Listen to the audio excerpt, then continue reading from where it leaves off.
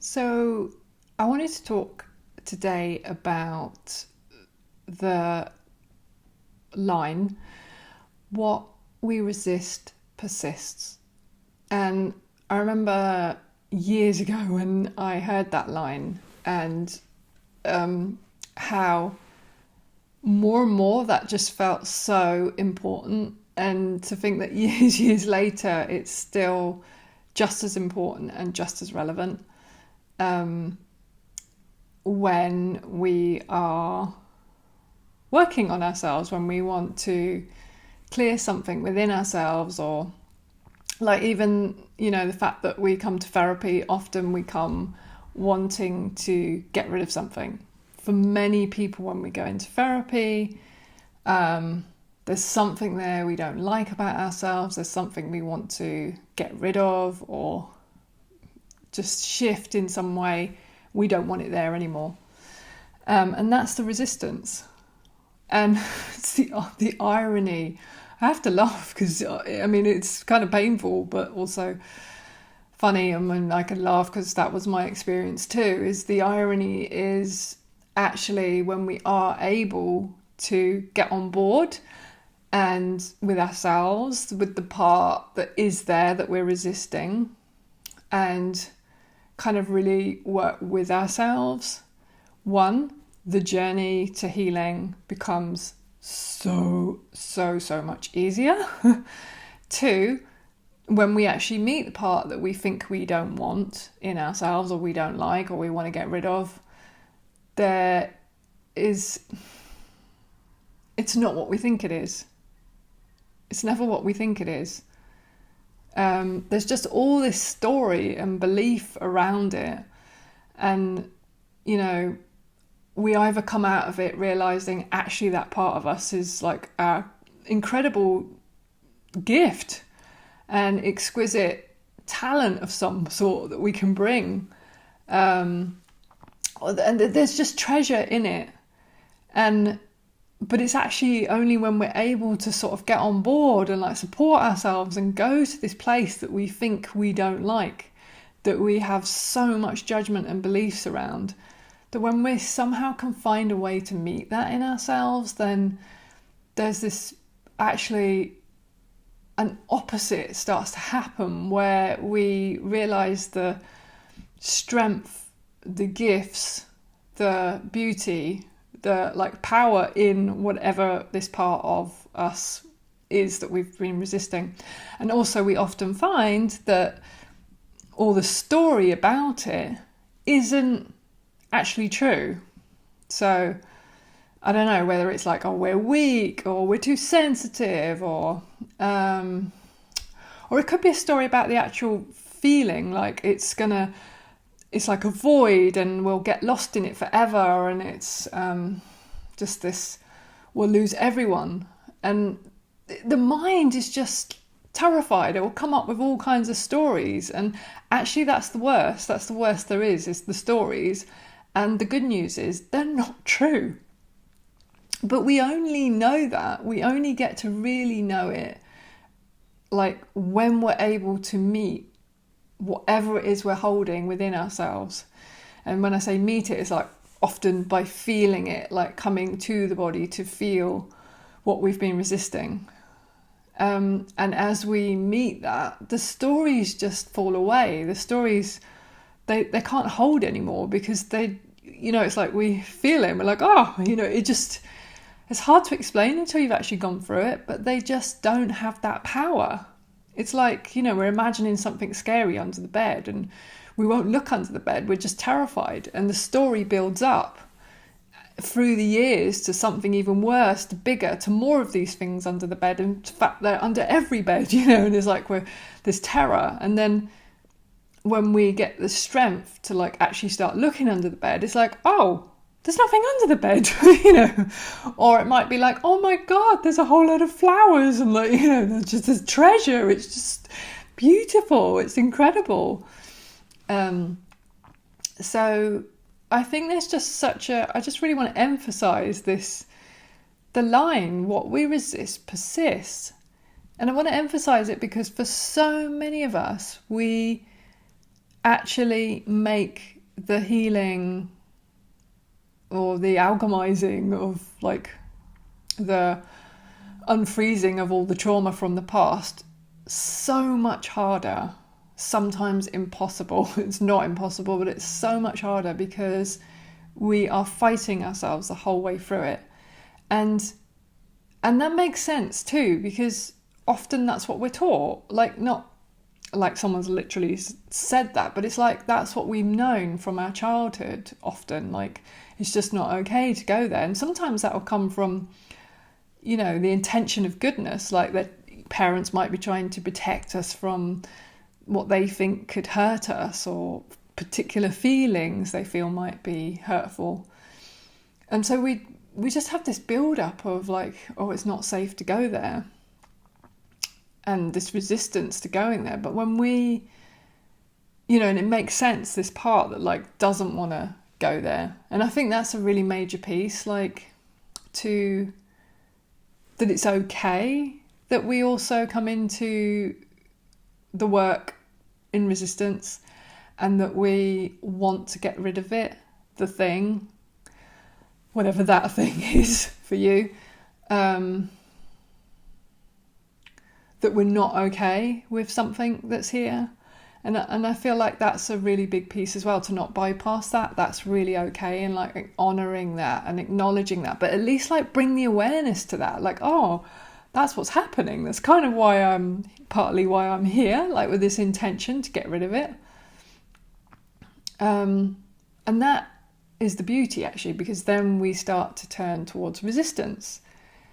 And it's only when we can turn towards resistance with acceptance or with kindness or with love that movement starts to happen, healing starts to happen, frozen energy can start to move.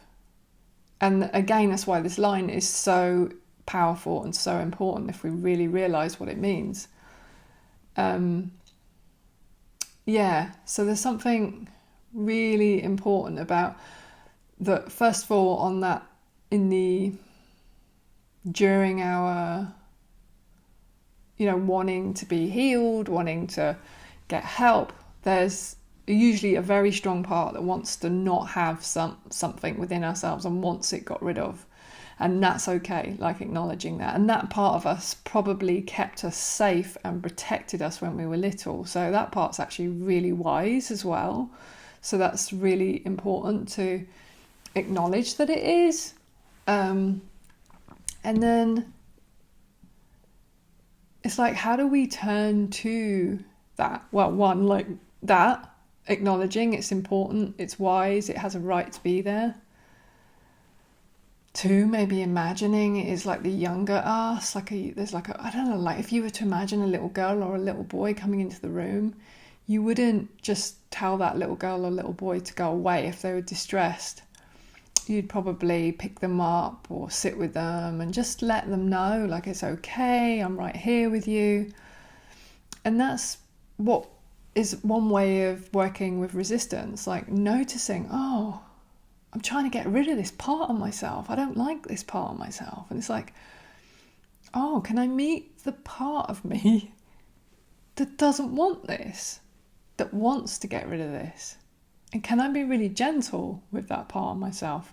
Because in a way, it's like there's a whole load of layers protecting us from the kind of core wound. And we can't just go straight to the core wound. Sometimes, actually, that can happen. There can be a release in that way. But often we can't go straight to that core wound and just work with it.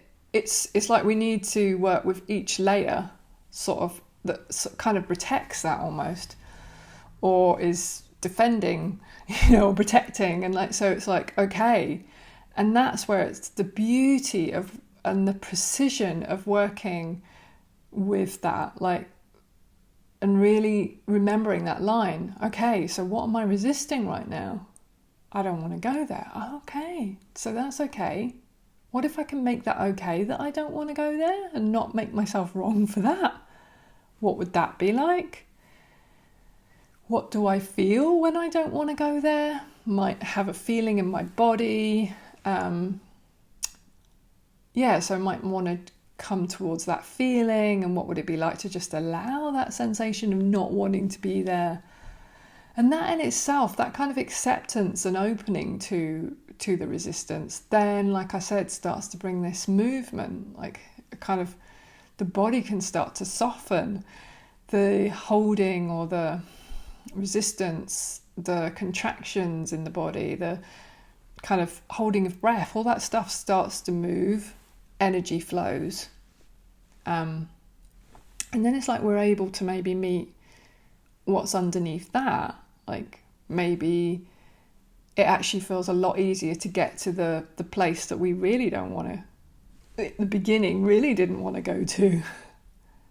And be with that part of ourselves. And in like, I just think this is so important, especially for people like with things like complex PTSD, where there's a real, like, there's so much holding on, and there's been so much kind of over and over again this kind of experience where it wasn't safe, it wasn't okay, we had to shut down, we had to numb out, we had to suppress the emotions, we had to defend or protect or contract. And so again, it's like we've got to be really gentle with that part of ourselves. It doesn't really work to just sort of go, okay, just shove your head in there, like get in there, face this thing. Because in a way it's more of the same of what we might have experienced as a younger child, like the kind of ignoring of our sensitive parts of ourselves and forcing ourselves into something that felt very frightening. And the only way to really help us with that is to keep listening and be super aware of the resistance and honor the resistance, not go, okay, well, fuck you, I'm going to do this thing anyway, and I'm going to put myself in this situation that's potentially really, really going to trigger a lot of things in me because I can handle it. Yeah, like the adult sort of, or the mind feels that way, but underneath, the like very young or very ancient trauma that's there is not feeling that way. And by listening to that part of ourselves, we are undoing what happened when we were young, and we are learning to regulate our body and our nervous system. And we're helping teach our body and nervous system that it's safe because we're actually listening to it. And in that sense of safety, we can relax more and healing can occur. It's very hard for healing to occur when we don't feel safe. We're just on guard, we're in defense, we're really scared, like we're just trying to get through that moment. But when we start to feel safe, that's when healing can happen and can occur. And a lot of that is also through connection. That's why I was sort of saying that we can, maybe some of the approaches is actually to imagine maybe our younger self, and we're sitting with that younger self. That is connection, because it doesn't matter if, yes, we're making it up in our head, because the mind doesn't know the difference between what's real and what's imagined. So that's just so powerful. Or we could even imagine we're with someone, we could actually allow ourselves to do that in therapy with a therapist or with a friend. But yeah, I just feel that what would happen if we were, it's a shame we're not more educated on that, but what would happen if we go into therapy or go into like supporting ourselves and working on ourselves with an approach of curiosity, and that there's potentially going to be resistance, and the resistance is not wrong, and how would it be to bring some sort of kindness or love to that part of ourselves? And it might be that kindness and love feels really triggering, because for some of us it does, especially from another human being. So it's then looking for what else feels like acceptance, what else feels like soothing. It might be being in nature, it might be being with an animal. Yeah. So just, it's almost like we have to get good at being a detective to work out what actually soothes us, what helps us feel connected when we're in that place. Yeah.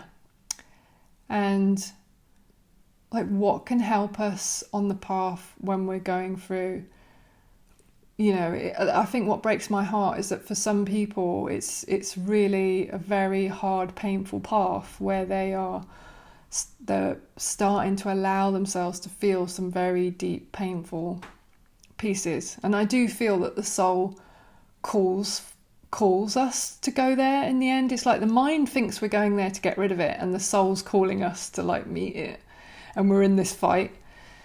But like, what happens if we're able to just kind of be more on our side as we're going through this very potentially hair-raising, intense emotional journey? It's so different when we can be on our side with this and also know this is okay, this is good, this is the healing. Because often the mind is saying, that's not the healing. The healing's meant to look like I'm happy and I feel great now. But sometimes the healing doesn't always look like that. Sometimes the healing can look and feel very uncomfortable. And I know for myself, it was a number of years of really like being with some very uncomfortable, difficult emotions, and regularly being with myself with that. And the major piece for me was when I stopped judging myself and making it even harder by saying, oh my God, what's wrong with me? Why haven't I got rid of this yet? I've already been here 5 million times. It's like that's resistance. And that would be so painful. That would send me into like suicidal ideation. That would spin me out. And I would get really sort of hysterical in that place. And I remember there was suddenly this moment where I realised that was not helping.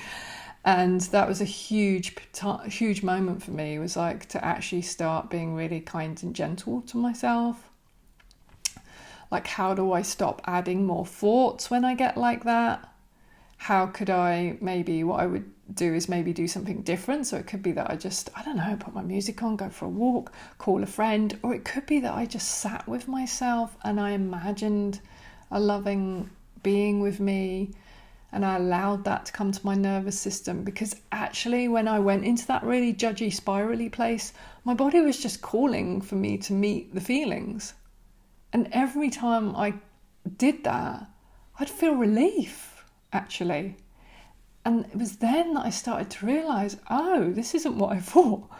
And it actually became a really beautiful, powerful, shamanic, exquisite journey where I actually enjoyed like coming to this part of myself and sitting with it and really feeling what I was feeling, because it would take me to this really beautiful place of deep wisdom and inspiration and help me know I was like so much more capable than I had ever thought about myself as well. And I guess that's what I was talking about this treasure that's there. And for me, that was a major piece. And actually those moments were just so beautiful. I'd often be in a really peaceful, quiet place where I would turn towards these parts of myself that felt so terrifying and scary and vulnerable. But that was the piece of the journey that really took me understanding resistance and understanding actually the most powerful thing is to like help ourselves get on board with the journey, not fight the journey, and not fight the resistance, and be just gentle and kind with ourselves. So I hope that helps. Maybe you could notice like What is it you're resisting? Is there anything that you feel like you want to get rid of, you don't like, that you even come into therapy for? And how would it be to approach it in a different way? And maybe you have those moments where everything feels overwhelming and you're like, oh my God, I'm here again, I'm not changing, everybody's changing, I'm not. And how would it be if you were to imagine just being really gentle and tender to that part of yourself, or imagining someone giving you that? Or imagining, sometimes I used to do this, imagine I was with in a room full of people all feeling that way, and we're just kind of holding each other's hands and being in that together. That might not work for you, or it might, but yeah, whatever, because we're all really different as well. So it's really seeing what works for you. But it's such a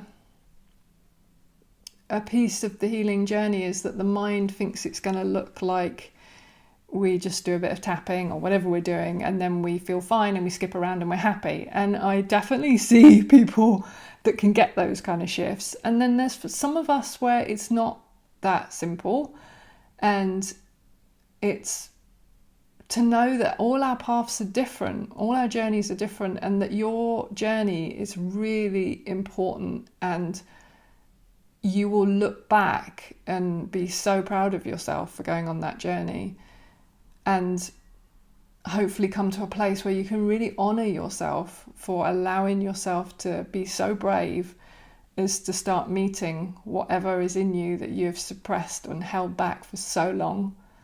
And that it is difficult, it is uncomfortable, and you're doing an amazing job.